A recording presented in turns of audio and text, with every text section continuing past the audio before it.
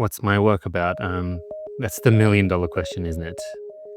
It's about opening to the mystery, about releasing everything we think we know, and about an exploration of these two qualities through the physical, through the interior, through the mind, and really through reality as a whole.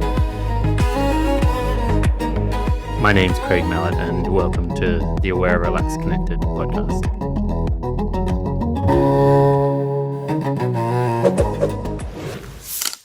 Okay, welcome back to the podcast, everyone. I am here with Gabriela Gutierrez, and I hope I pronounced that reasonably correctly. I think I got it better before, but that's okay. And we're going to be talking about all things mythology and animism and relationship to the living animate world around us. So maybe we'll just start with a bit of an intro of your background and where you're from, and please tell everyone about your current project that has been a long time in the works with the research and the book and everything, and then we can kind of dive into some specifics. Great. Well, thanks for having me. It's great to be here, and it's been a while since I've had a conversation about these topics. I've been quite immersed in the sort of research, creative, and particularly writing.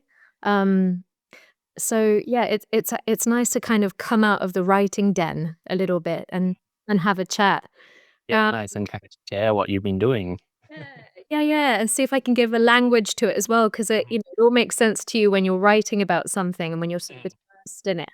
And so it's always a good challenge, I think, to be able to then have a conversation and have dialogue and Mhm. exchange ideas. So yeah, thanks for having me. Um, so my background is in ancient religion. So I study the particularly pre-Roman, pre-Greek traditions of the Western world, and how they have developed through particularly the Neolithic, the Bronze Age, and into the early Bronze Age, before they developed into the traditions or the gods that we know of today as the Olympians, and the 12 Olympians, most commonly anyway.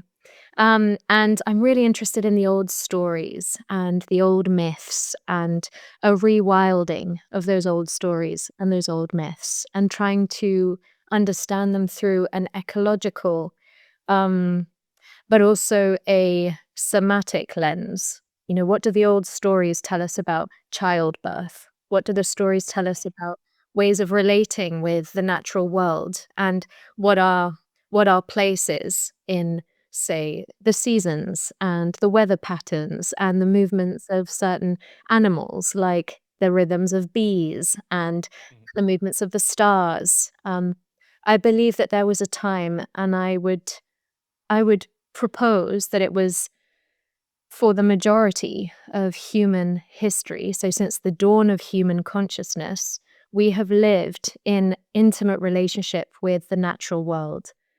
Um, and and what I mean by that is that um, the soul was not believed to be confined to the individual body, but rather the body lived within what some scholars and Jungians and mythologists have called the world soul. Mhm. And so the individual body, or the physical body, exists within this larger soul, as opposed to this individual soul existing within individual bodies. And I believe that that was the um, belief system, or the worldview, the cosmology, for the majority of human history, from the first examples of creative or religious experience, which I would argue are the same thing. I think art was a way of expressing relationality with life and with the mystery, and I think for me that's a more resonant description of religion, rather than the dogmas and creeds of later times. So when I talk about religion, what I mean is a shared belief system that was expressed through the body, through art, through music, through gesture, through song, through word, um, through myth and through story.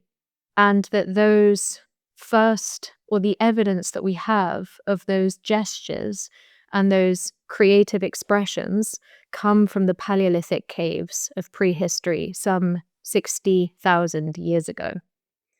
So I think it's really interesting to consider that from around 60,000 BCE, when we have the first examples of abstract art, we could call it, they've been interpreted globally as net symbols or dots representing stars or planets or certain constellations or star systems or star groupings like the Pleiades, for example. Certain constellations like Taurus, represented by bull forms. And these symbols went from being somewhat abstract or ambiguous to becoming more and more reflective of the natural world.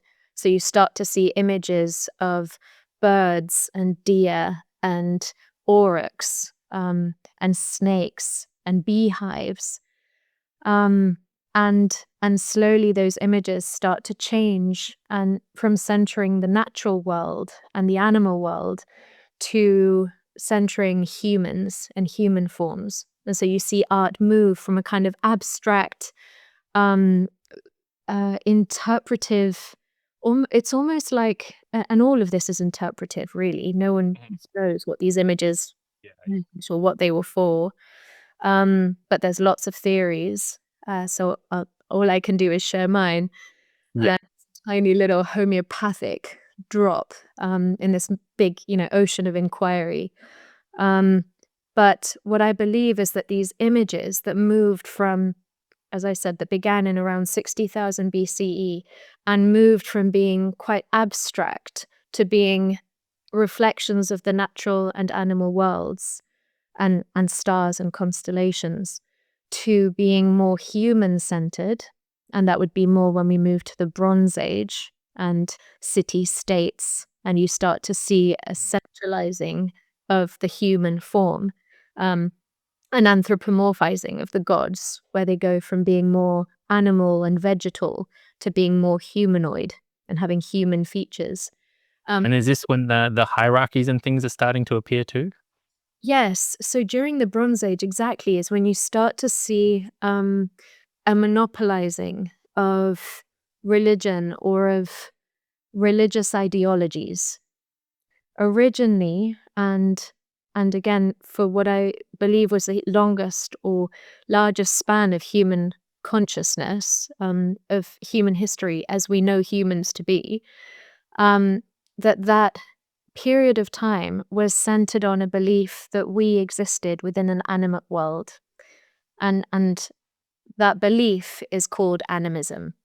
And it's the understanding that the world beyond the human is alive and has intelligence and agency, and that it can be related to and petitioned and participated with. And that humans, for the longest part of human history, did not exist in domination of the natural world or at a sort of top of a hierarchy, but rather lived within this tapestry, and existed within this weave of life that encompassed the deer and the oak tree and the badger and the mountain and the river and the woman and the man and the child, and that everyone knew their place within this living cosmos, and humans participated with it through story and myth, and through ritual and ceremony. Mhm. So it's the whole animism topic, and especially kind of referring into it as a belief structure, lands a little strangely with me, because in my own personal experience, I actually had a shift in perception of this at some point. I was like a staunch atheist and very in my head and very academic. And you could have explained this until the cows come home to me, and I just would have like fobbed it off and like, yeah, because it wasn't my lived experience.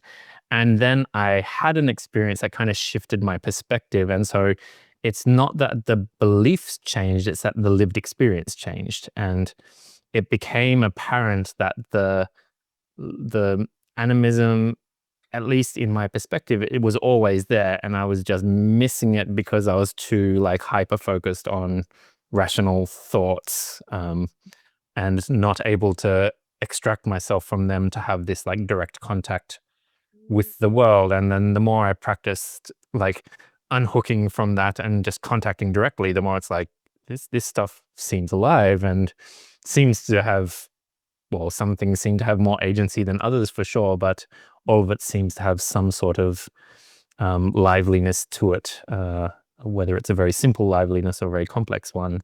Um, and I really started to like notice that it became very strange to call animism a belief structure. It's not like there was like a rational theory that was presented to me and I just like believed that instead of the other theory that I'd previously believed. It was like a disconnecting from that to reconnect to the direct world. And so maybe you could speak to, you talked about this like tapestry slowly changing, and one of the things I ponder or contemplate is whether the change was also part of the natural world, like this change to hierarchical, um, kind of disconnected viewpoint that the humans have was itself a product of those animate forces, or did something go wrong?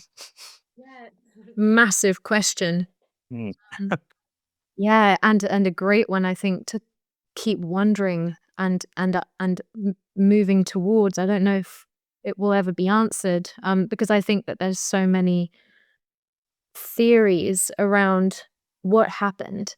You know, why have we ended up in this kind of climate crisis, really, that we're in now? What's moved us towards this? Is this a natural occurrence, as some believe? Is this a human-led travesty, as others believe? Is this a, so I think what you're asking is like, is this, you know, what are the way I'm hearing what you're asking is, what are the patterns within within our past that have that are those patterns natural? Like, Yes. are we following a natural evolution, really, or have we done something wrong? Yeah. Or perhaps a cycle that comes up and then goes down at some point as well. Yeah, and is that cycle a natural cycle? That's Yeah. just, and we're just kind of in the sort of dismembering part of it now. Um, and for me, I don't think, I don't see how that question can be answered historically, because we don't know enough. But what I would feel drawn to lean on is myth. Mhm. And so the myths tell us that there is no one, that the creative force that moves all things is both compassionate and predatory, that there isn't one approach to existence or life or truth, right? That every life has these two twins within it, that are, one is the benevolent, compassionate twin, and the other is, I wouldn't call it evil. I think that's a much later addition to this ideology. Um, I would say it's the uncivilized, wild, um, almost predatory side or twin, and that those two principles were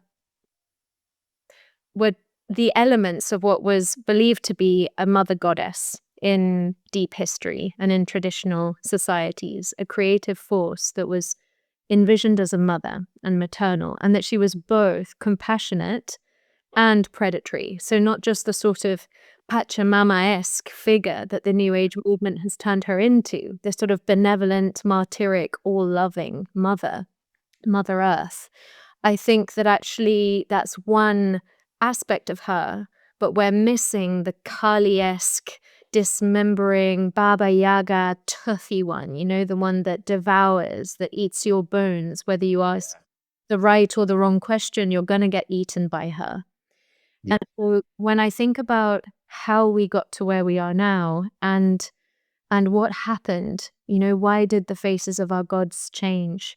And how did we move from a period of history where we lived in right relationship with the earth and with each other, into this era that we're in now, where it seems like we're asking the wrong questions. It's like we can't quite get the question right, and I think that that's all religion is. It's asking the right questions. You're in question with the mystery. The mystery isn't solved, otherwise it's not religion. And it's not a mystery anymore, right? The mystery isn't there to be solved. I think it's there to be in question with, and in dialogue and in participation with. And so, you know, d- what did we do wrong, or what happened, or how did that change? I wonder if there wasn't always that question. But I don't think that this era of animistic ideology, or it's interesting what you said about belief system. I'd like to talk. I'd like to continue with that, actually, because that's Yeah, sure. but yeah, I just wonder how much of our own longing for a golden age and the restoration of this sort of time of harmony and peace, world peace, and a time when everyone is sort of living in balance and in right relationship and so on. Whether that actually existed during the time we're talking about, Yeah. I'm not convinced it did. I personally believe that I feel it to be true that there has always been warfare, and there has always been clan feuds, and there's been destruction. Those two sides you're talking about, like, are always one's lifting stuff up and one's breaking something down, right? So And if we go back to myth, and you have the old woman at the edge of the world who weaves the world into being, and she stirs the soup of creation in her cave, and she's got all the herbs and the scents and the perfumes and the essences of all of life, and she stirs them together, and as she goes to stir her pot, there comes the crow, and he pecks at her fabric, and he destroys the tapestry. And when she's done stirring the soup, she goes back to find her tapestry destroyed. And she doesn't fall to her knees and cry over it. She just gets her needles and starts to weave again. And so I think that image of the old woman who weaves the world into being, and every now and then has to go and stir all the ingredients together, whilst the trickster comes along and pecks at the threads, just to stir things up enough to ensure that they remain alive, and that they remain in creation and in question with the mystery, yeah. that there's not a rival. And so, yeah, those stories, I think, can be really helpful when we come when the part of us that wants, or that longs for certainty, or for an answer to the mystery, goes, okay, what do the stories tell us? How do they hold a truth? Not the absolute ultimate one God truth, but a face of one of the heads of the many-headed God. Hmm. Nice. So you were talking about these, like, paintings that have kind of evolved over time, and again, my initial reaction when I read about these things in especially in academic papers, um, and particularly from people who are very clearly not practitioners. And I get something different from you, because I get the impression that, as well as researching all this, you're going to the sites and you're sitting in meditation and like doing the ritual practices associated. Like, you're not just thinking about it and writing about it, you're doing it as well, which I think is maybe why your work caught me so much. It kind of had that charge. But the impression I've gotten, and from what I've experienced with this, is those paintings aren't paintings in the same way that I would, like, go outside and see a bird and paint a bird to see a bird. They were like as they were being painted, part of lived animate experience and those animate forces expressing through those paintings. So doesn't necessarily have a rational explanation for what it was. It was just the expression of the forces at that time. Yeah, Um, I think yes, absolutely. And this brings us to the point you made about belief systems and animism and rationality and sense experience. And this is something that I feel really, really drawn to, and sort of it has a lot of life for me, because I because I sit between these two ways of knowing, primarily these two, you know, the the scholarly and the academic, but alongside is the sensuous and the imaginal, and the intuitive or the somatic. It's hard to sort of find a language for the other way of knowing, because it can sound because I think that a lot of damage has been done around our spirituality in the Western world, that it's hard to talk about these things now, with a way that feels in a way that feels rigorous. Um, so all that to say that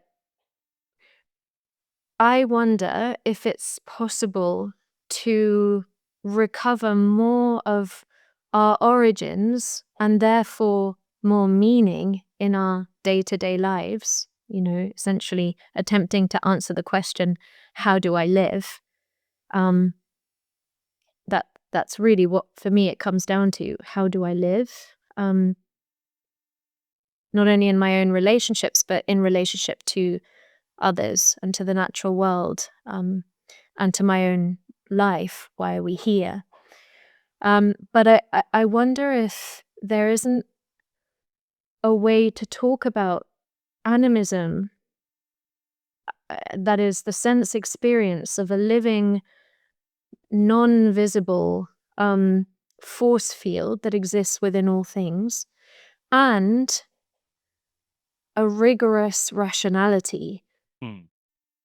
Like, is there a way that we can exist with both, and that one doesn't trump the other, or that, and so we keep returning back to that to the intellect, and that the intellect isn't something to be shunned. I feel really inspired by some of the ancient Greeks who would go to incubate, a practice called dream incubation, where they would go to caves, or to underground structures, natural crevices in the earth, and they would ask for vision, and they would ask for a dream. And these are the same people who created rationality, and who wrote about leaning on the intellect and intellectual ways of knowing to find truth. And they were going to caves to ask for insight from the living walls. And so this brings us to the topic of caves as temples, and caves as what I believe were the first sanctuaries. Before we built temples out of limestone, we were searching for the deepest, darkest crevices. And it was within those places that we paradoxically could see more clearly. In the deepest darkness, we could see more clearly. And what I mean by that is that by being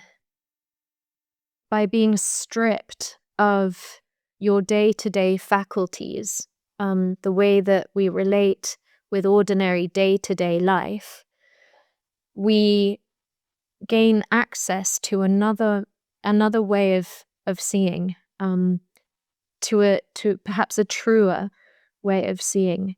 And I think that sight is what our earliest ancestors were painting on the caves. My understanding is that those images most likely represent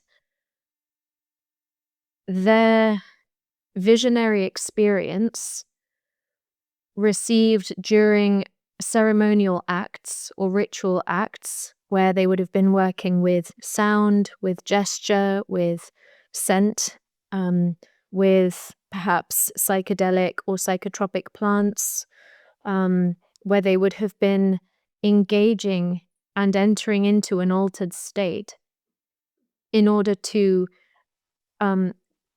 access divine revelation directly from within these liminal or sacred places that caves were believed to be.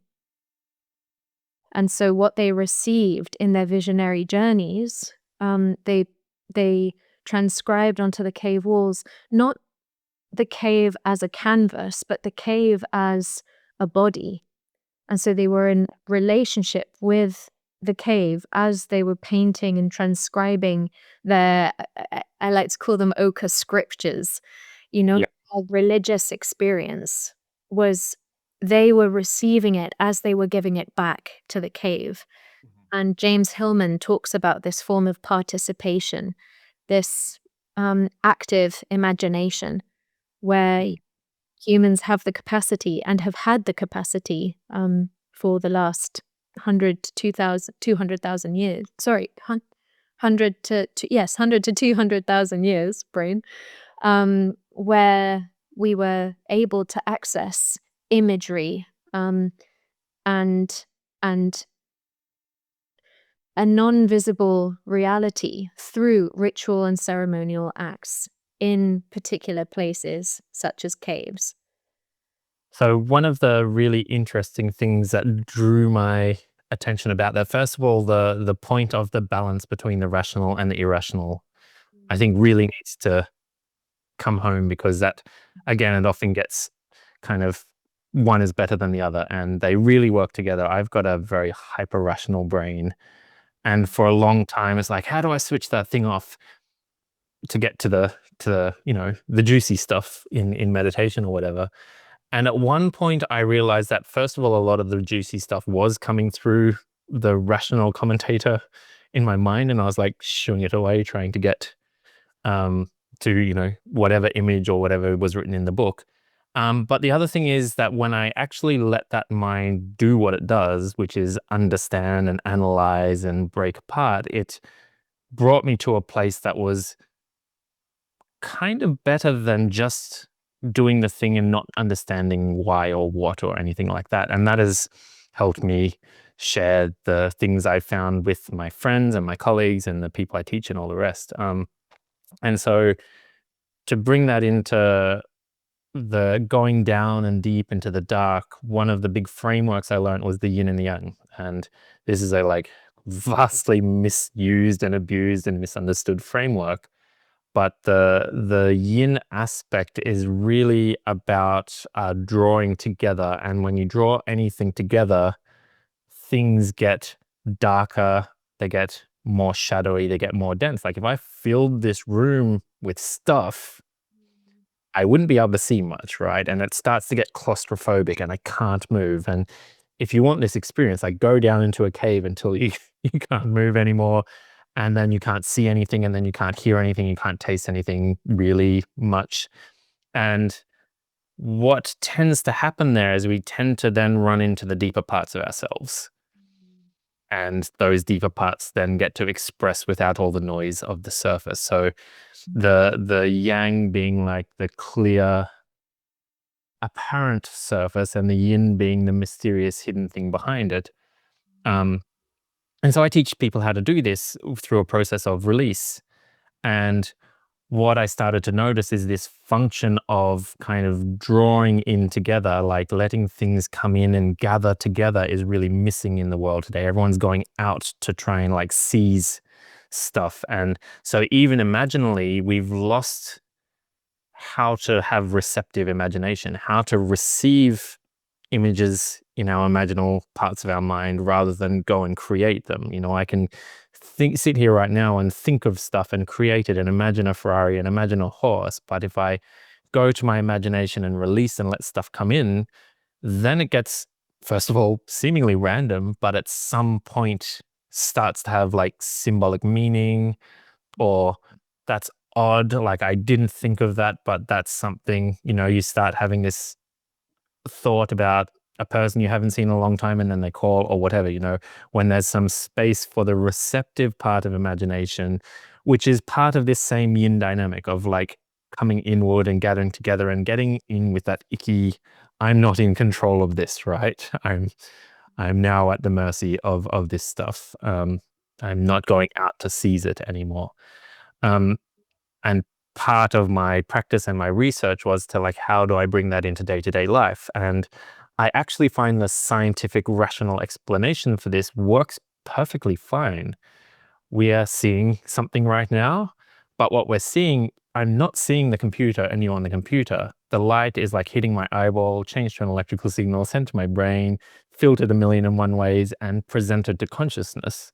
So that surface that I'm seeing, the yang surface, there's a mystery behind that. And so instead of getting caught up in this presentation, if I just soften a little bit, suddenly first of all, I can't get to the mystery. It's always this like presented image, but I can kind of make this weird contact with it if I soften out of the presentation and into whatever's behind it.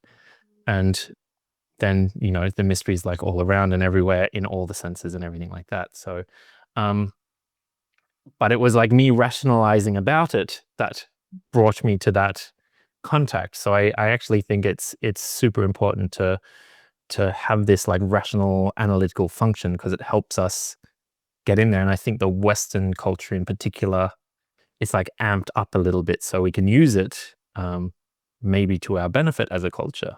So perhaps I can get you to kind of come on to this little idea, this thread of like the rationality supporting the irrational of the invisible in the spiritual world. Yes, absolutely. For me, what comes to mind is this idea of the polyvalent self, and that we are not a single psyche, that we're made up like the stories. So when you hear a story, oftentimes what can happen is that we begin to over-identify with one character in the story, and usually they're the hero. Yeah. We are Odysseus.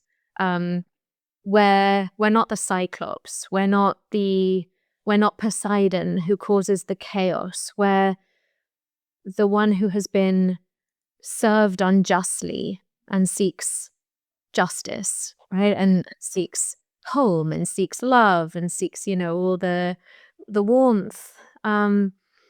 Rarely do you go, yeah, I'm the wave that caused the shipwreck. Hmm. And what you're speaking to in myth would be perhaps approached through this idea of the polyvalent self, the self that is made up of many selves, that the gods of Olympus are not separate forces from us, but mirrors of all the selves that exist inside each one of us. And so we are Aries, and we are Aphrodite, and we are Poseidon and Athena, and so on. And so when there's this kind of, I feel very cynical or perhaps careful or discerning around narratives that ask me to choose one way over another. Because I think that if we have access to intellect, surely there's a goodness there. Surely it's not just for us to transcend it. Surely it's there as an ally as well. And if we have access to the imaginative capacity, surely that's not to be suppressed and again transcended, but to be, to join us at the banquet, to have a seat at the table of our lives. And so when I think of the stories, and in this case, the example of the Olympians, these 12 seemingly oppositional gods, well, they're all, we dreamt them into being, right? Culture dreamt these gods onto the mountain. And before them, and part of the research that I've been doing over these last 6 months has been in compiling the faces beyond the Olympians. Who were those gods inspired by? Who lived there before before the Zeus that we imagine as a kind of vengeant Yahweh-esque figure. He's the dominant sky father. But before that, he was the divine child who renews the world. He was imagined in child form as the divine son that the later Jesus was inspired. The stories and the around the birth of Jesus were inspired on these older stories. That's a whole other topic. But to come back to this question of the rational and the sensuous or the imaginal, I feel the most helpful approach in a kind of industrial modern Western context, which is where I personally live, and what sort of informs my day to day, is to bring them all online, and to refine them. I think that the ancient mysteries would have helped us to fine tune all of these inner ways of knowing. So, the intellect is raised up, and there's ways to fine tune it, as is the sensuous, as is the embodied and the somatic, as is the mythic imagination, and the recognition of symbols and patterns and the ability to read them, to understand what certain weather patterns mean, or certain images, certain icons, to have a fluency in dream language. So, I think any kind of narrative that asks us to choose one over the other is another form of attempting to answer the mystery and study the answer, as opposed to remain with the question. That's the essential difference between the earlier religions and the institutionalizing of religion, and turning divinity into a form that we feel most comfortable with, which ended up being, for the most part, a distant male sky god that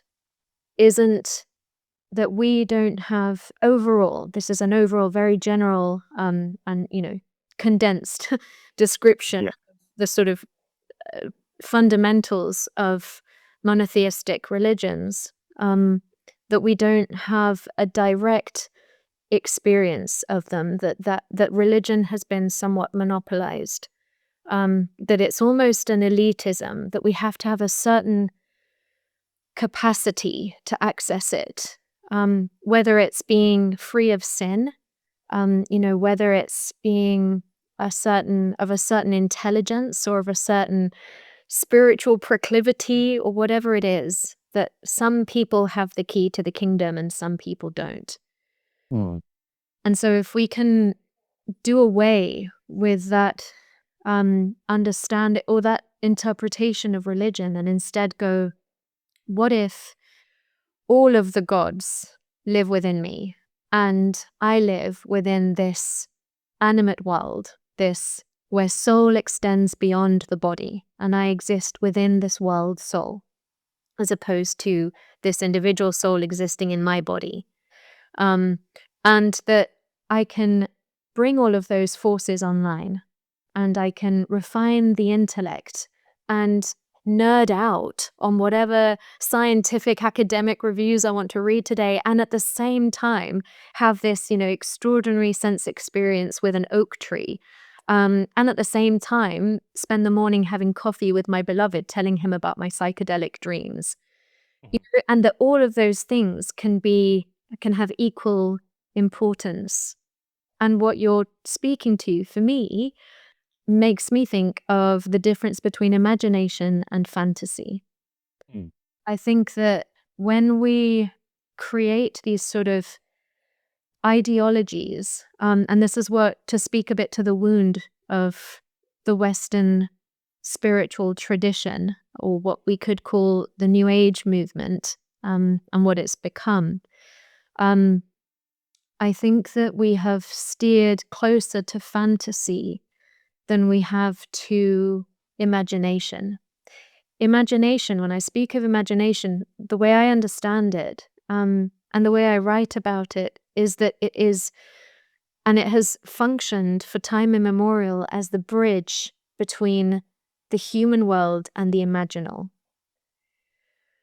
Fantasy is a human construct that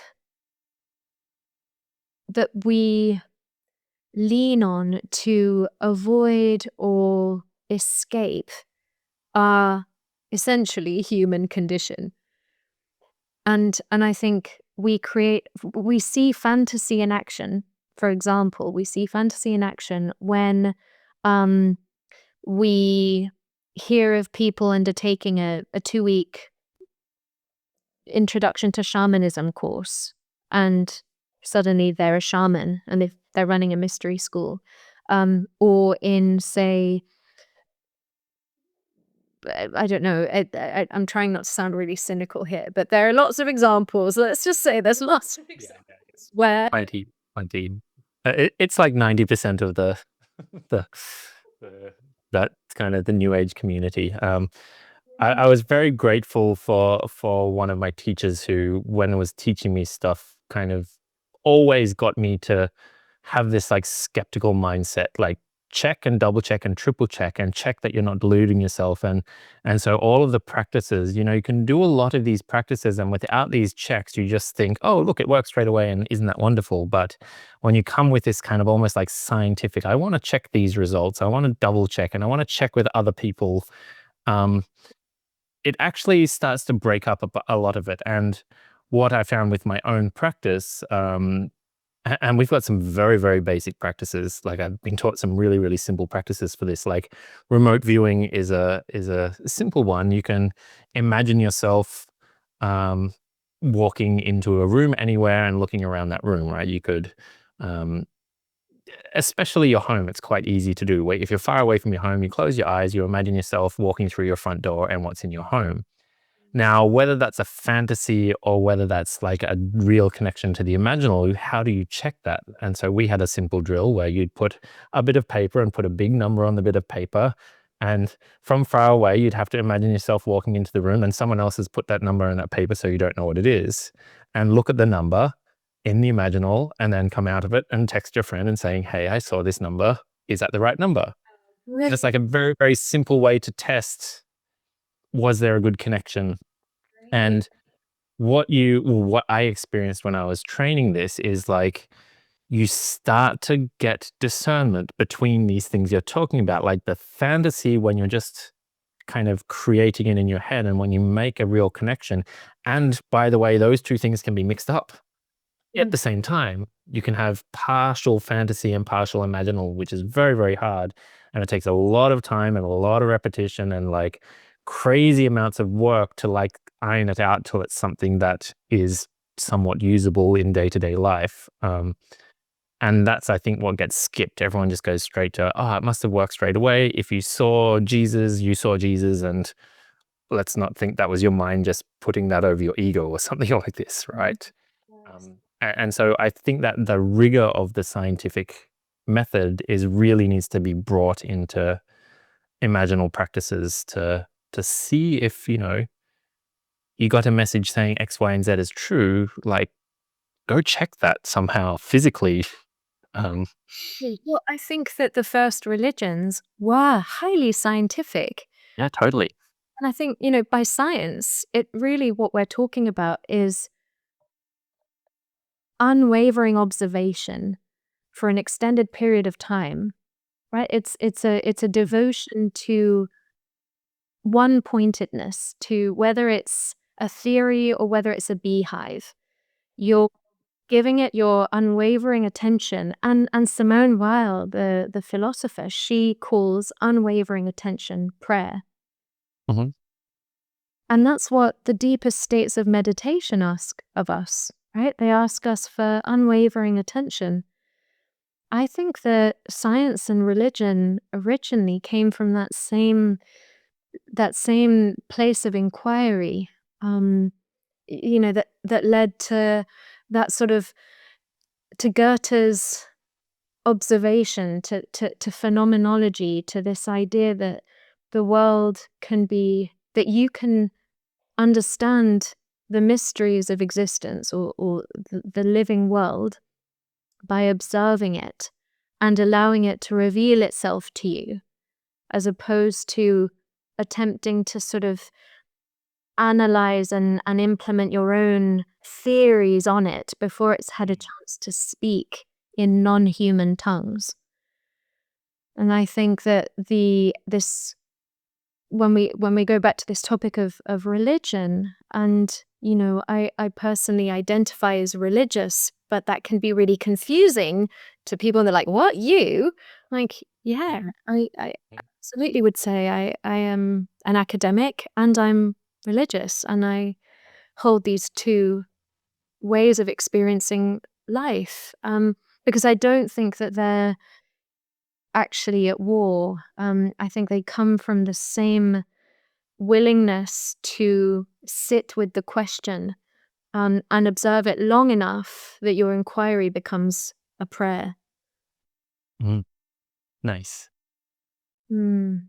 I think we've chatted about this before, but part of my little research hole that I've gone down in the last couple of years has been with Peter Kingsley and the mystical origins of the foundation of the Western world, and I find that a very interesting topic to contemplate, particularly in a world now where if you want to do something spiritual in the popular scene, it's like anything but West, right? Just find some indigenous culture, or find some Asian culture, or find some Native American culture, or whatever, but you can't really turn to the West to get a deep religious experience, or this view that the Western religions are like all corrupted, and something like this.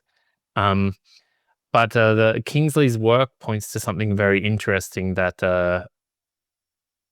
the West was kind of founded on a very mystical basis, of non-duality and animism and contact with the gods and things. And like you said, if you kind of look up some of these old papers and writings by the founders of the Western civilization, the people that we refer to, there's so much mythology in there, and there's so much of this like contact with the irrational and the imaginal, and even when you get to like founders like the really popular scientific guys like Isaac Newton, you read his work and it's like, this guy's super religious. This guy's like looking for the meaning in God in physics, and so it's all there, and something along the way, and Kingsley kind of has this like, I'm going to blame Plato for all of this charge, which amuses me, of that Plato kind of took the teachings and didn't have the direct experience, and kind of hyper rationalized it, and went like, well, if you don't have those experiences, you can kind of just refer to your rational thoughts to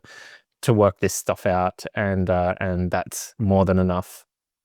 And I don't know if that's true or not, but it certainly gives food for thought for how we operate our day-to-day life, where we tend to refer to our thoughts and ideas as being more true than our direct experiences. And kind of like you said, we won't actually listen to the world. We just have an idea that we already place on whatever we're looking at. And there's no room for listening, because I know this already, and I know that, and I've got a rational idea. And the only thing that's going to change that is another person coming along with a better rational idea. And to like, not to say that's like the rationalization is a bad thing, but to just be able to put that down for a second, listen, and have something come to you, something that may not make sense, and something that you may have to sit with for a while to get it to a point where it makes sense. At the same time, it's in the scientific endeavor to, like, if new evidence comes, change your mind, right? You want this openness about it, that if what you're observing goes against with your idea, then you dismiss your idea and let a new one form. So I kind of feel like we've lost that heart of the civilization of the West, but it's there still, and it's like waiting to be found, but it's kind of in the depths and covered by a lot of grief and anger and so on and so forth. And one particular thing that I'm interested in is like when we talk about connecting to the animate forces and natural world and everything, it's like get out of the city to do it. And I'm quite a big proponent of no, those forces are in the city, and the Western spirits are in the city, like making the roads and making the buildings, and they're getting ignored by everyone. There's like no recognition of them even by most spiritual people. Kind of will happily recognize all the natural world spirits, but that kind of ignorance of those forces that are at the heart of the Western civilization is what's rotting them, Yes. not the forces themselves, the lack of attentiveness to them. And so to kind of turn that around, to come back to what I feel we need to do in the West is to reconnect to our our little seed of our being, is to actually find spirit in the computer and in the technology and in the stuff that the Western world has made. Not really any other cultures made any of this stuff. So yeah, maybe you could share your opinion and angle on that. Yeah, no, I think that that's absolutely right. It brings to mind, or it kind of brings us back to this idea of the polyvalent self, and anyone who tells us that there is one way to God is to be questioned with every rational bone of our being. Yeah. Nice. Because I think that, and this is again a question still that I am sitting in, and I don't know if we can answer it, because I don't think, we've only got about 10% of evidence from ancient Greece, and the Roman period. All the rest was destroyed or lost or hasn't been recovered yet, and so we know very little. So for any kind of research into the questions of the Western imagination and the origins of religious experience in the Western world, I think the first sort of arrival point is an absolute humility to acknowledge that we don't know, and we don't have enough evidence to know. And so we really have to inhabit the mystery, even in this highly, or what can be a very academic question, and has certainly been approached in highly academic ways. Um, I think that I wonder whether there was some form of monopoly over direct experience of the numinous that took place in various instances across and throughout history. I don't think this just happened once. I think it happened during the Indo-European invasions of the indigenous pre-Indo-European peoples of what we now know as Europe. There were 3 waves during the Neolithic era, of, some people call migrations. Some scholars call them migrations. Others see them more as invasions. I lean more towards the latter. Of horse riding peoples who brought a Zeus-like god from the Caspian steppe into the Balkans and southeastern Europe, and that then spread throughout the rest of what we now call Europe. And I wonder if during that time, this is as far as my own research has taken me, that wave, the Inquisition that took place in the Middle Ages and lasted some 800 years in medieval Europe, and followed by the Industrial Revolution, these 3 key shifts in the Western psyche, as far as we know. So from the Neolithic, the Middle Ages, and the contemporary era, the Industrial era. And in those times, we saw that there was a monopoly over direct experience of the numinous. What I mean by that is that prior to those experiences or those changes, those shifts in culture, you find a people who more often than not had a pantheon of gods that existed in some form of social cohesion and that saw women as holding very specific roles within spiritual custodianship. So spiritual custodianship fell to women. Men held other roles equally important, but again, my own research, and we don't have the answers, but this is just what feels most on this day, on the 11th of June, feels most true to me. This could change tomorrow. Is that this was so, and during the Indo-European invasions, during the Catholic Inquisition, and then during the Industrial Revolution, you see very significant changes in the Guard.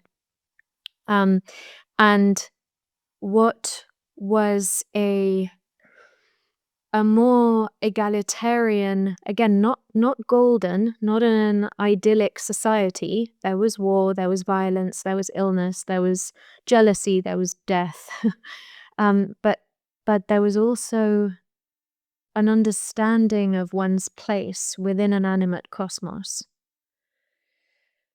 Those waves were I would say, the primary changes to the Western imagination, moving from having this, from us now looking back and going, we don't have indigenous traditions. We don't have, the West or a white person doesn't have a culture, a spiritual heritage. Because I think the colonization of the Western psyche was done so well that we've forgotten it even happened. Mhm. I wonder, you wrote an article about the kind of place that aristocratic society had in this, in terms of, if I can recall the article properly, it was something along the lines of, you had the bards like singing the songs of the gods, and those songs would always be pliable and change depending on time and place and whoever was singing it and all the rest. And you kind of referred to the upper class at some point getting a bit bothered by that and trying to fix these myths, and by writing them down. And maybe you could talk to how much writing has impacted this issue you're talking to as well, this trying to know it and trying to fix it in place by like sealing it on a page with a written word. Yeah, that's such an important point as well, because I think that comes back to what we were talking about earlier as well, this inability to sit with the question. Mm. And I think that the bards, the healers, the philosophers, the creatives, the culture makers, have often appeared to perhaps folks holding more seemingly ordinary roles in society to sit closest to the fire. And human nature is to, well, again, a question, is it, isn't it? I think it probably is, to compete, and to want what we don't have, and to want of what the other has. And these are things that we need to negotiate with, that we have stories to appease in us, that we have elders to refine and, find places for those, the things that pull us away from goodness. I think that we all have the capacity for all sorts, and that's why we have or had stories and elders and rituals and so on, to ensure that we remained in right relationship. Otherwise, initiatory rites wouldn't have been as brutal as we have evidence for them having been across cultures worldwide, right? If we were once these perfect humans. So I think we can sort of let go of the kind of pressure to return to some idyllic humanity, and go, oh no, the human condition is to struggle with all these inner voices that pull us in seemingly opposing directions all the time.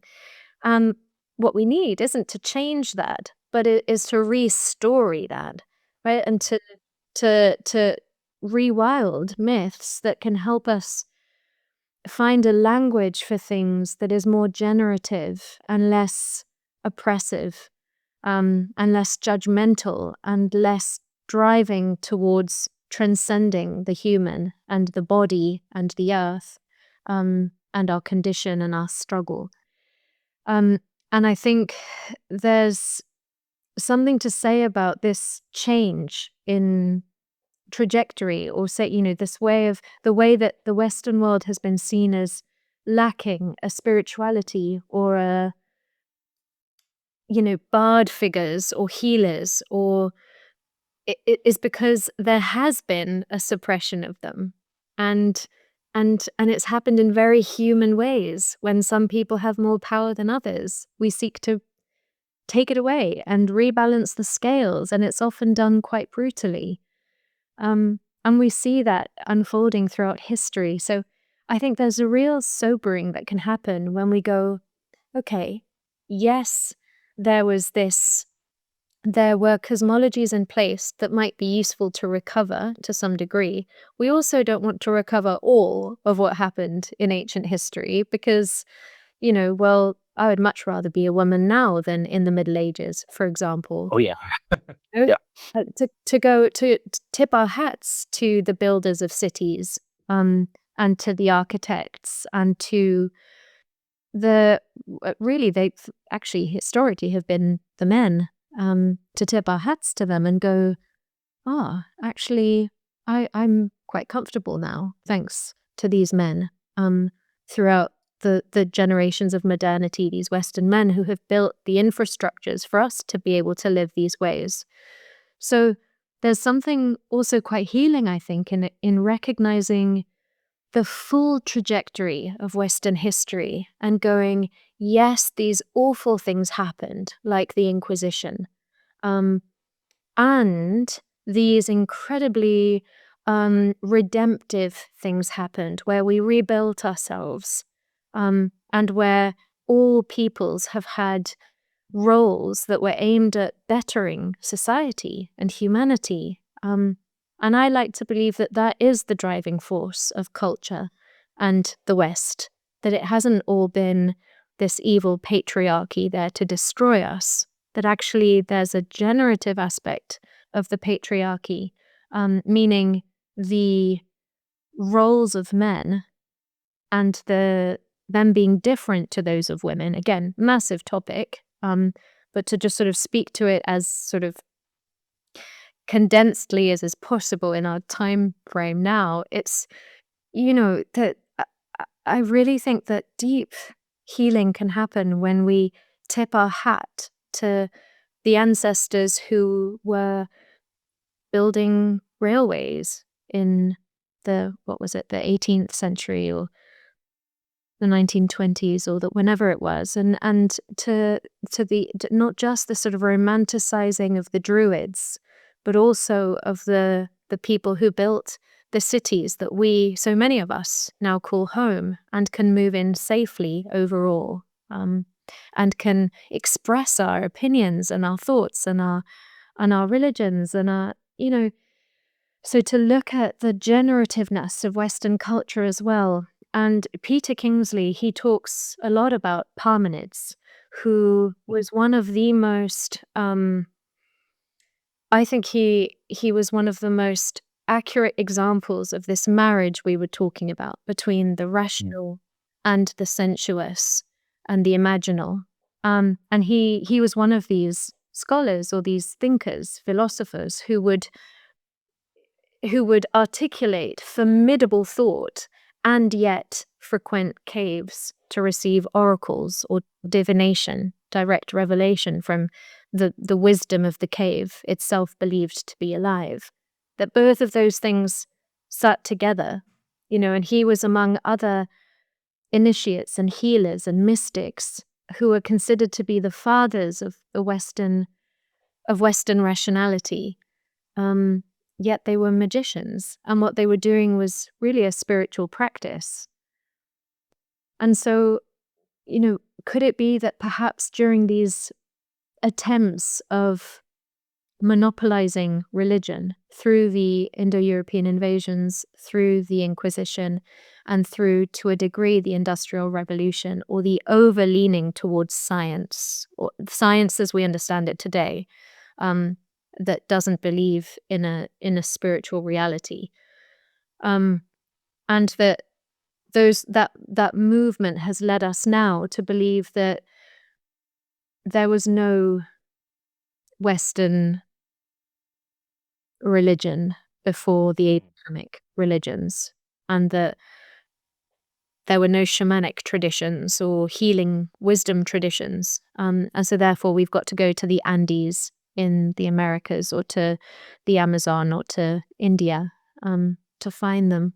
It's really sad. And I think it's perhaps helpful to recognize where that longing, that Western longing, comes from, as opposed to, I have a laugh about it. I've had lots of thoughts and judgments and all that, and but really it comes from a deep longing that isn't hard to feel compassion for, right? A deep longing for meaning making in a culture where, the structures that used to offer us templates and maps are gone.